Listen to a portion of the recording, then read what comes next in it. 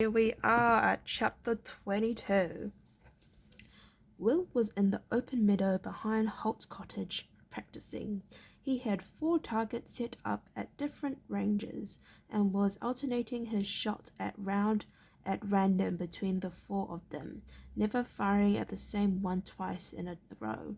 But Holt had set the exercise for him before he had gone to the Baron's office to discuss a dispatch that had come in from the king. If you fire twice at the same target, he had said, you'll begin to rely on the first shot to determine your direction and elevation. That way, you'll never learn to shoot instinctively. You'll always need to fire a sighting shot first. Will knew his teacher was right, but that didn't make the exercise any easier. To add to the difficulty, Holt had stipulated that he should let no more than 5 seconds elapse between each shot. Frowning in concentration, he let the last 5 arrows off a set go, one after the other in rapid succession. They flashed across the meadow, thudding into the targets. Will, his quiver empty for the 5th time, empty for the 10th time this morning, stopped to survey the results. He nodded in satisfaction. Every arrow had hit a target, and most of them were clustered in the inner ring of the bull's eye itself. It was shooting of an exceptionally high quality, and it proved to him the value of constant practice. He wasn't to know it, of course, but there were already few archers in the kingdom, outside of the Ranger Corps, who could have matched him. Even the archers in the king's armies weren't trained to shoot with such individual speed and accuracy. They were trained to fire as a group, sending a mass of arrows against an attacking force. As a result, their training concentrated more on coordinated actions, so that all arrows were fired simultaneously. He had just set the bow down, preparatory to recovering his arrows, when the sound of a footstep behind him made him turn. He was a little surprised to see 3 battle school apprentices watching him, their red surcoats marking them as second-year trainees. He didn't recognize any of them, but he nodded a friendly greeting. "Good morning," he said. "What brings you down here?" It was unusual to find battle school apprentices this far from the castle. He noted the thick cane that they all carried and decided they must have set out for a walk. The closer of them, a handsome blonde-haired boy, smiled and said, "We're looking for the ranger's apprentice." Will couldn't help smiling in return. After all, the ranger cloak that he wore marked him unmistakably as an ranger's apprentice, but perhaps the battle school apprentices was only being polite. "Well, you found him," he said. "What can I do for you?" "We've brought a message from the battle school for you," the boy replied. Like all battle school trainees, he was tall and well-muscled, as were his companions. They moved closer to him now, and Will instinctively backed off a pace. They were a little too close, he felt, closer than they needed to be to pass on a message. "It's about what happened at the boar hunt," said one of the others. This one was red-haired, with a heavy dusting off of freckles and a nose that showed distinct signs of having been broken, probably in one of the training combats that battle school students were always practicing. Will shrugged uncomfortably. There was something in the air he didn't like. The blonde boy was smiling still, but neither the redhead nor their companion, an olive-skinned boy who was the tallest of the three looked as if they thought there was anything to smile about. You know, Will said, people are talking a lot of nonsense about that. I didn't do much. We know, the red-haired boy snapped angrily, and again Will took a pace back as they all moved a little closer. Holt's training was ringing alarm bells in his mind now. Never let people get too close to you, he'd been told. If they try to, be on your guard, no matter who they are or how friendly you think they are. But when you go swanking around telling everyone you saved a big clumsy battle school apprentice, you make us all look foolish, the tall boy accused. Will looked at him frowning. I never said that, he protested. And at that moment, while he was distracted by Bryn, Harold made his move, stepping quickly forward with the sack held open to throw it over Will's head. It was the same tactic they had used so successfully with Horace, but Will was already on his guard, and as the other boy moved, he sensed the attack and reacted. Unexpectedly, he dived forward towards Harold, rolling in a somersault that took him under the sack. Then, letting his legs sweep around, scything Harold's legs from under him so that the bigger boy was sent sprawling on the grass. That's kind of sad. Oh, but did you see that? Well, here we are. I just read that bit anyway. On the grass, but there were 3 of them, and that was too many for him to keep track of. He'd evaded Harold and Bryn, but as he rolled to his feet, completing the movement, Jeremy brought his cane round in a ringing crack across the back of his shoulders. With a cry of pain and shock, Will staggered forward as Bryn now brought his cane round and hit him across the side. By then Harold had regained his feet, furious with the way Will had evaded him, and he struck Will across the point of the shoulder. The pain was excruciating, and with a sob of agony Will dropped to his knees. Instantly the 3 battle school apprentices crowded forward, ringing him, trapping him between them. The heavy canes raised to continue the beating. That's enough, the unexpected voice stopped them.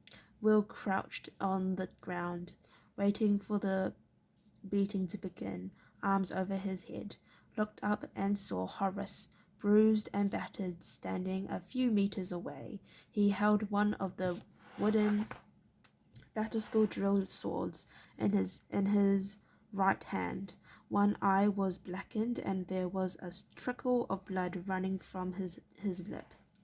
But in his eyes there was a look of hatred and sheer determination that for a moment made the 3 older boys hesitate. Then they realized that there were 3 of them, and Horace's sword was after all no more of a weapon than the canes they carried.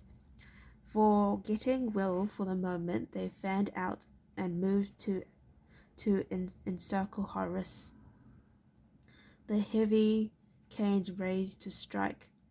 Follow us, said Harold. Wants another beating, Jeremy agreed. And going to get it, said Bryn, smiling confidently. But then a yell of fright was torn from his lips as a sudden jarring force slammed against the cane, whipping it from his grasp and sending it spinning to land several meters away. A similar yell to his right told him that the same thing had happened to Jeremy. Confused, Bryn looked around to where the two canes lay. With a sinking feeling, he saw that each one was transfixed by a black shafted arrow. I think one at a time is fairer, don't you? Said Holt.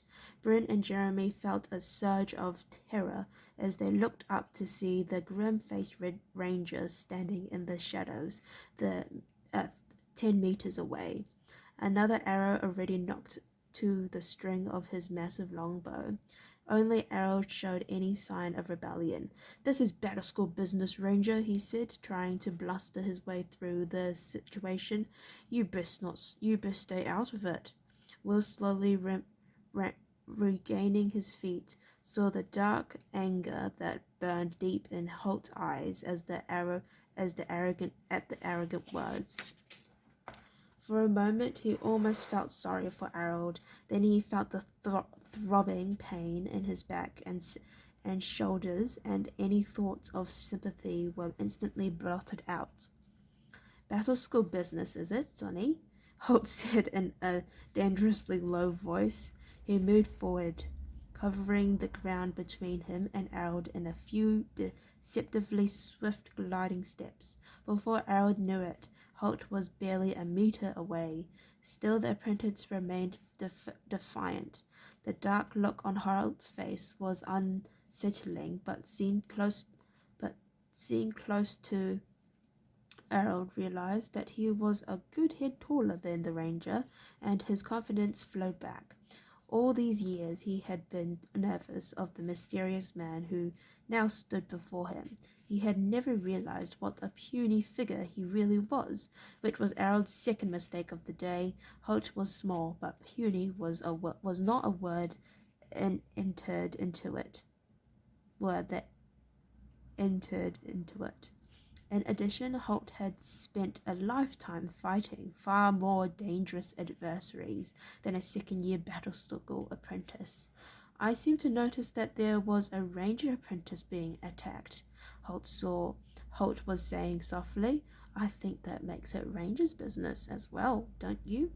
Harold shrugged, confident now that whatever the ranger might do, he could more than handle it. "Make it your business if you like," he said, a sneer entering his voice. "I really don't care, one way or another." Holt nodded several times as he digested that speech. Then he replied, "Well then, I think I will make it my business, but I won't be needing this." As he said it, he replaced the arrow in his quiver and lightly tossed the bow to one side, turning away as he did so. Instantaneously, Harold's eyes followed the action, and instantly he felt a searing pain as Holt stamped backwards with the edge of his boot, catching the apprentice's foot between arc and ankle and driving into it.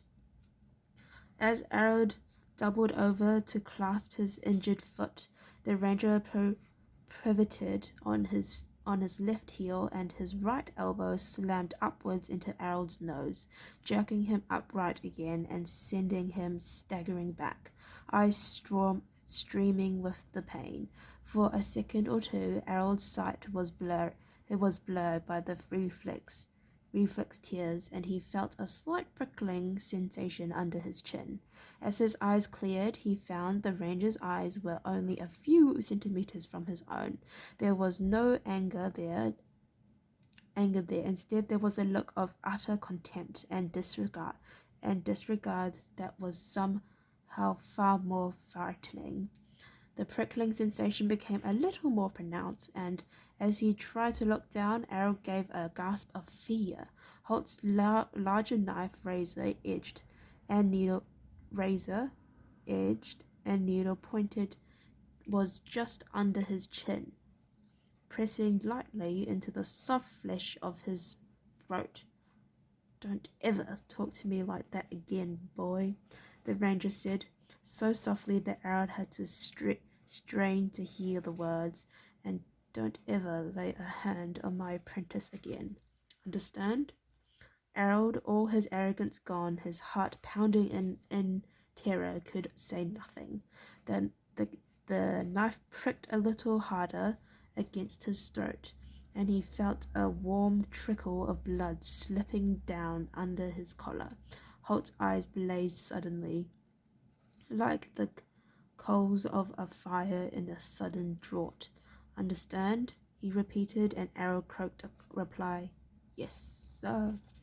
Holt stepped back, resheathing the knife in one fluid movement.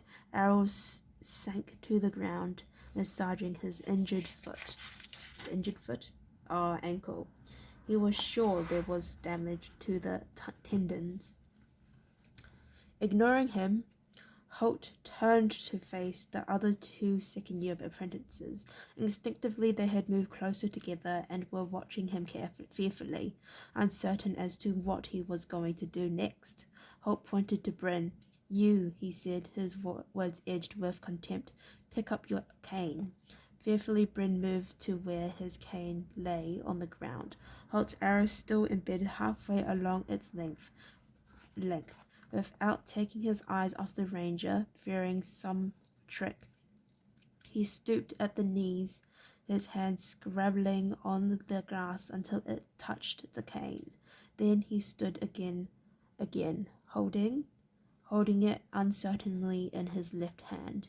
"Now give me back my arrow," the ranger ordered, and the tall, swarthy boy struggled to remove the arrow, stepping close enough to hand it to Holt, tensed in every muscle as he waited for some unexpected move from the ranger. Holt, however, merely took the arrow and replaced it in his quiver. Bryn stepped hurriedly back out of reach. Holt gave a small, contemptuous laugh. Then he turned to Horace. "I take it these are the three who gave you those bruises?" he asked. Horace said nothing for a moment, then realized that his continued silence was ridiculous. There was no reason why he should shield the three bullies any further. There never had been a reason. "Yes, sir," he said decisively. Holt nodded, rubbing his hands. "I rather thought so," he said. "Well then, I've heard rumors that you're pretty good with a sword. How about a practice bout with this hero in front of me?" A slow grin spread over Horace's face as he understood what the ranger was suggesting. He started forward. "I think I'd like that." Bryn backed away a pace. "Just a moment," he said. You can't expect me to..." He got no further. The ranger's eyes glistened with that dangerous light once more, and he took half a step forward, his hand dropping to the hilt of the sax knife again. "You've got a cane, so has he. Now get on with it," he ordered, his voice very low and dangerous. Realizing he was trapped, Bryn turned to face Horace. Now that it was a matter of one-on-one, he felt far less confident about dealing with the younger boy. Everyone had heard of Horace's almost uncanny natural swordsmanship. Deciding that attacking might be the best defense, Bryn stepped forward and aimed on an overhead slash at Horace. Horace parried it easily. He parried Bryn's next two strokes with equal ease. Then, as he blocked Bryn's fourth stroke, he flicked his wooden blade down the leveling length of the other boy's cane in the instant before the two weapons disengaged. There was a crosspiece to protect Bryn's hand from the movement, and the hardwood drill sword slammed painfully into his fingers. With a cry of agony, he dropped the heavy stick, landing back and wringing his injured hand painfully under his arm. Horace stood ready to resume. "I didn't hear anybody called stop," Holt said mildly. "But he's disarmed me," Bryn whined. Holt smiled at him. "So he has, but I'm sure he'll let you pick up your cane and start again. Go ahead." "Oh, he's being so nice." Bryn looked from Holt to Horace and back again. He saw no pity in either face. "I don't want to," he said in a very small voice.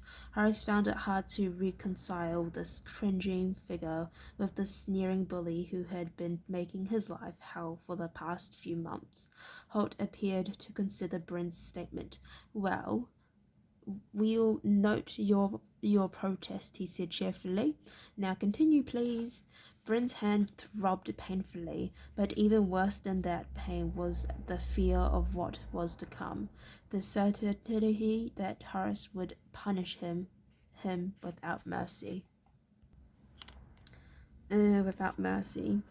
He bent down and reached fearfully for the cane, his eyes fixed on Horace. The younger boy waited patiently until Bryn was ready, then made a sudden feint forward. Bryn yelped in fear and threw the cane aside. Horace shook his head in disgust. "Who's the baby now?" he asked. Bryn wouldn't meet his gaze. He shrank away, his eyes cast down. "If he's going to be," Holt suggested, "I suppose you just have to paddle him." A grin spread over Horace's face. He sprang forward and grabbed Bryn by the scruff of his neck, spinning him round. Then he proceeded to whack the older boy's backside with the flat of the drill sword over and over again, following him round the clearing as Bryn tried to pull away from the remorseless punishment. Bryn howled and hoped and hopped and sobbed, but Horace's grip was firm on his collar, and there was no escape. Finally, when Horace felt he had repaid all the bullying, the insults, and the pain that he had suffered, he let go. Bryn staggered away and dropped to his hands and knees in the dirt, sobbing with pain and fear. Jeremy had watched the proceedings in horror.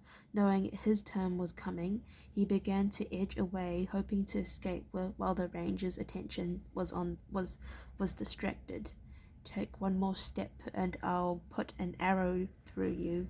Will tried to model his voice on the quiet, threatening tone Holt had used.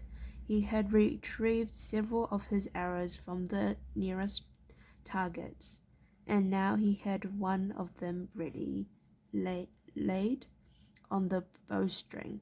Holt glanced round approvingly. Good idea," he said.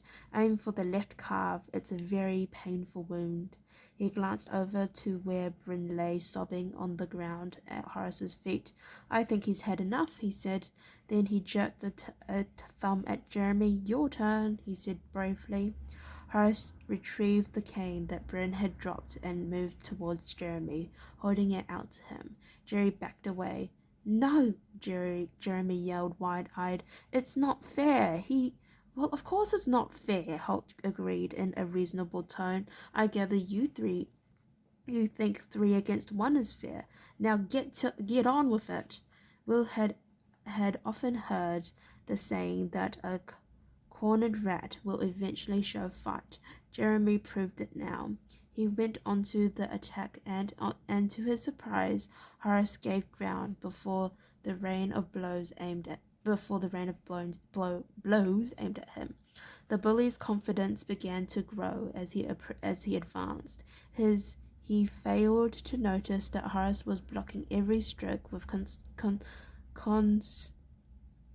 consummate ease, almost with contempt. Jeremy's best strokes never even looked like breaking through Horace's defense. The second-year apprentice might as well have been hitting a stone wall. Wow. Then Horace stopped retreating. He stood fast, blocking Jeremy's latest stroke with an iron wrist. They stood chest to chest for a few seconds, and then Horace began to push for Jeremy back, his left hand gripping Jeremy's right wrist, keeping their weapons locked together. Jeremy's feet skipped on the soft grass as Horace forced him backwards, further and further. Then he gave a final heave and sent Jeremy sprawling on the ground. Jeremy had seen what happened to Bryn. He knew that surrender wasn't an option. He scrambled to his feet and defended desperately as Horace began his own attack. Jeremy was driven back by a whirlwind of forehands, backhands, side and overhand cuts. He managed to block some of the strokes, but the blistering speed of Horace's attack defeated him. Blows rained on his hands, elbows, and shoulders almost at will. Horace seemed to concentrate on the bony parts that would hurt most. Occasionally he used the rounder point of the sword to thrust into Jeremy's ribs, just hard enough to bruise without breaking bones. Finally Jeremy had had enough. He wheeled away from the onslaught, dropped the cane, and fell to the ground, hands clasped protectively over his head. His backside was raised invitingly in the air, and Horace paused and looked a question at Holt. The ranger made a little gesture towards Jeremy. "Why not?" he said. "An opportunity like that doesn't come every day." But even he winced at the thundering kick in the backside that Horace delivered. Jeremy, nose down in the dirt, skidded at least a meter from the force of it. Holt retrieved the cane that Jeremy had dropped. He studied it for a moment, testing its weight and balance. "Really not much of a weapon," he said. "You have to wonder why they chose it." Then he tossed the cane to Harold. "Get busy," he ordered.